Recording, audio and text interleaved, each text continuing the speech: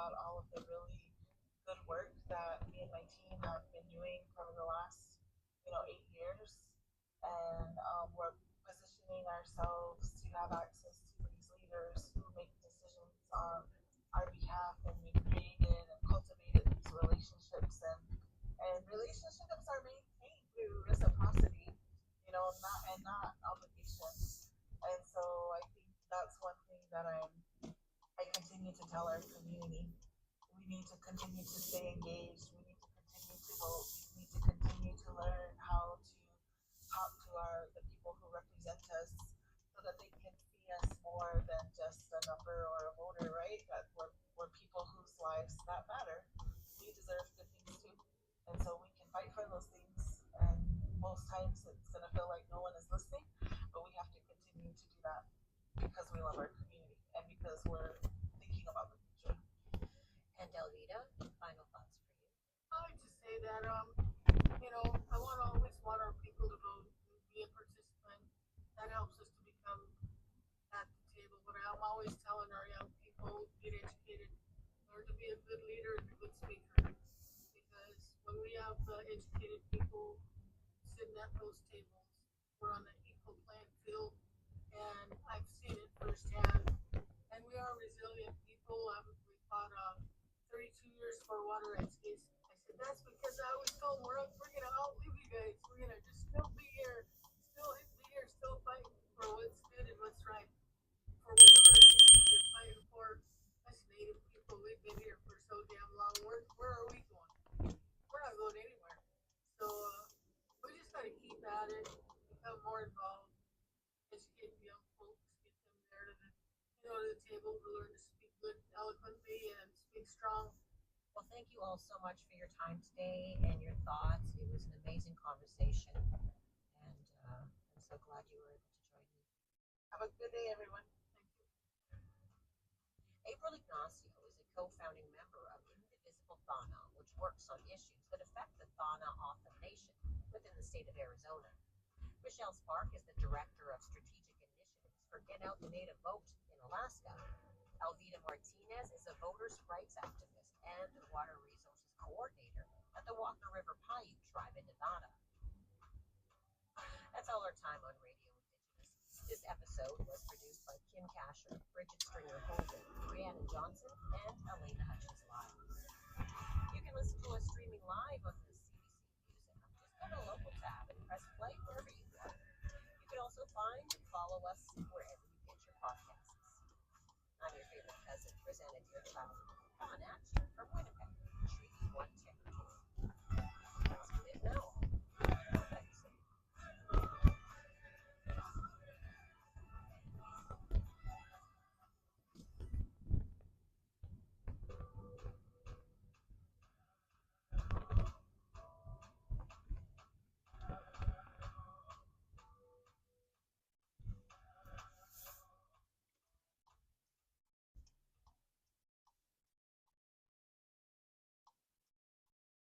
Thanks. This is CBC Radio 1, 88.5 FM in Montreal.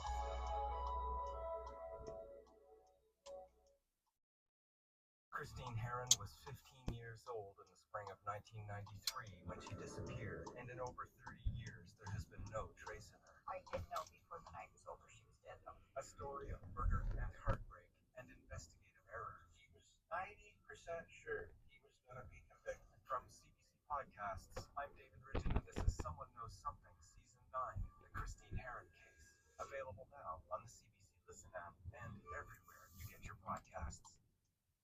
You can start calling checkup right now. This is not what we wanted, but we had no choice left. A postal strike just before the holiday season. What impact is the Canada Post strike having on you?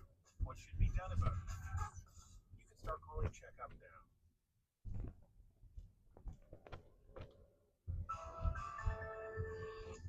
From CBC News, the world is out. I'm Neil Kumar. There are reports out of the U.S. that outgoing President Joe Biden has given Ukraine permission to use long-range American missiles to hit targets deep inside Russia. That is a line that Washington has been reluctant to take for fear of expanding the conflict. The shift comes weeks after Donald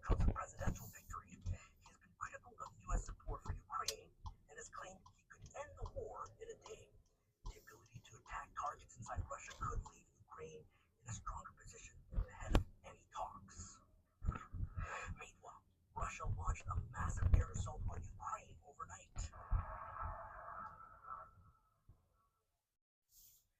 Ukrainian President Volodymyr Zelensky says over 200 missiles and drones were fired at Ukraine's energy infrastructure. About 140 projectiles were shot down over Kyiv alone, but some hit their targets. At least 7 people, including some children, were killed. Several power facilities were damaged, and thousands are now without electricity. Hezbollah's main relations team has reportedly been killed in an Israeli airstrike. According to media reports, Mohammed Afif died in the attack. He destroyed an entire apartment building in Beirut. Dominic Police reports.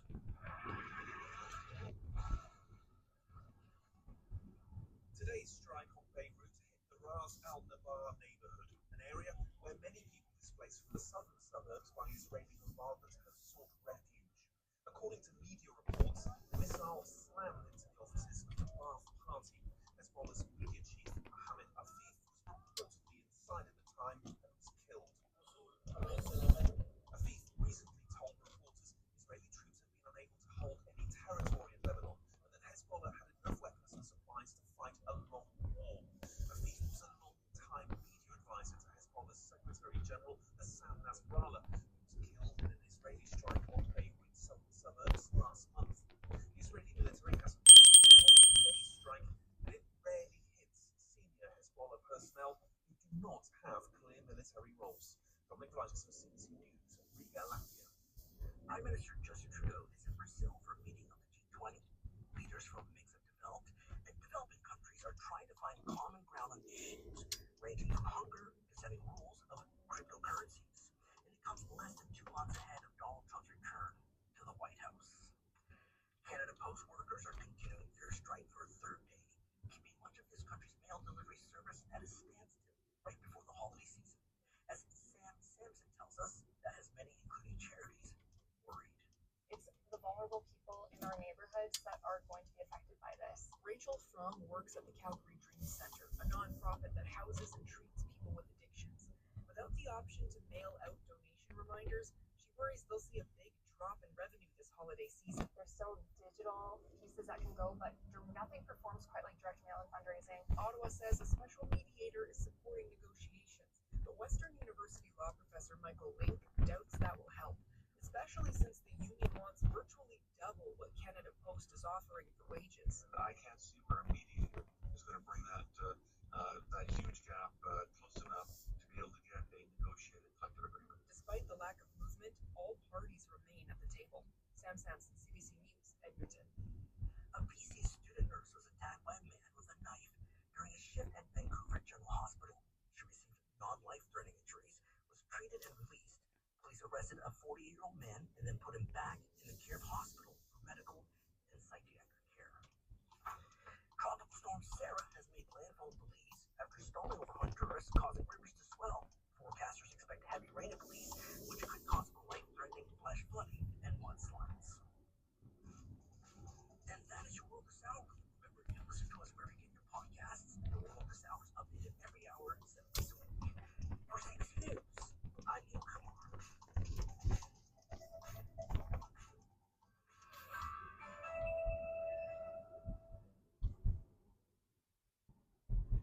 I'm Anthony Neston with your look at weather across Quebec. In Montreal, increasing cloudiness this afternoon, a high of 8.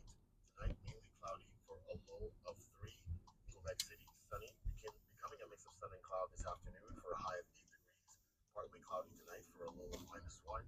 In Sherbrooke, mainly sunny, a high of 5. Tonight, a low of -2. And in the Gaspé, a mix of sun and cloud, a high of 6 degrees. And tonight, a low of 3. There's a new warning today about the number of Canadians at risk of going hungry, and concerns the situation will only get worse.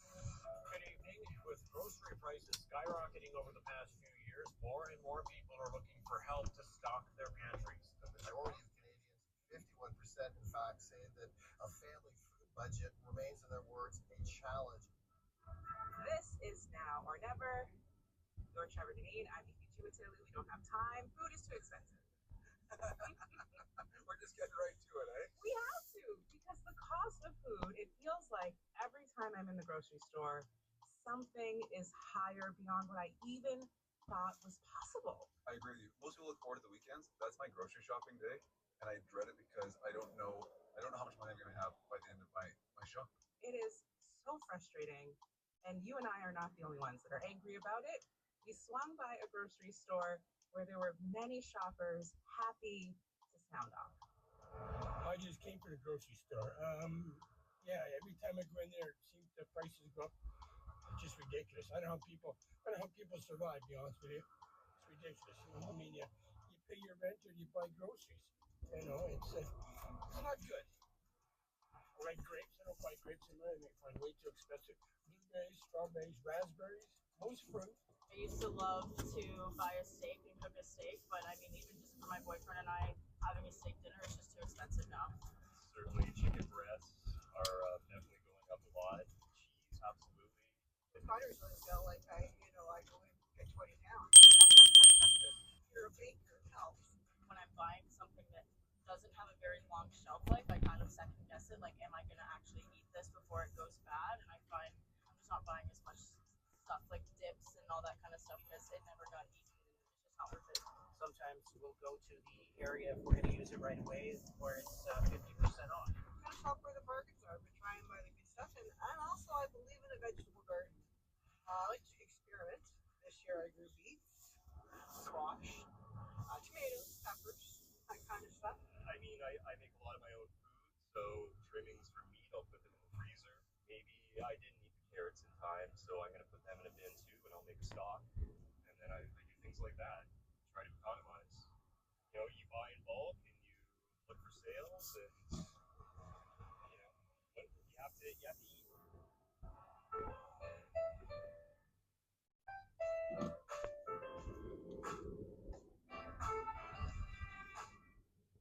That gives me stress, Amy. And I think if you're able to figure out some tips and tricks to keep your grocery costs down and reasonable, you're one of the lucky ones because there's so many people just finding it harder and harder to feed themselves these days. Yeah, meanwhile, all the big grocery store chains are seeing record profits year after year. Today on Now or Never, we are going to find out what it is taking for you to get food on your table. Whether it's a school lunch program, trying to make a little go a long way. So usually a classroom now has around 25, 30 kids. We have 15 pieces of fruits, 15 pieces of granola bar, and 15 pieces of cheese. There should be 30 pieces of each thing. We just don't have enough funding. And so the kids are forced to choose one or the other. Or an ebook content creator dedicated to showing the realities of food costs in the north. Canada has been dealing with this for like decades. My parents were dealing with this, so this is like old news. And now that it's happening to somebody else, it matters, or there's more attention about it. But why not for us? Or a community potluck that looks to keep people in the neighborhood fed. It's hard for me to ask for, but lately I've been having to, and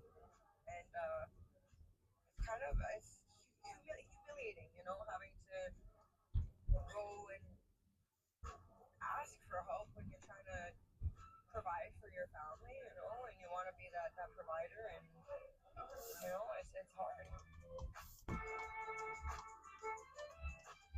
This is Now or Never. Gather around the table. Let's figure out what's to eat.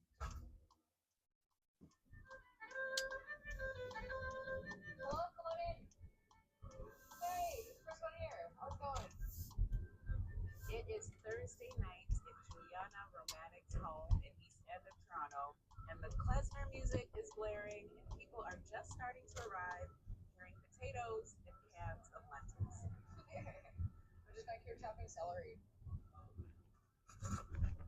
Yeah, just put your shoes wherever you like. Tonight is just like any other party. If your parties also include cooking quiche with your friends. Michelle's on cubing the potatoes. Then Zeddy, you're on barbecue. Oh, what are you looking for in the oven? Just somewhere to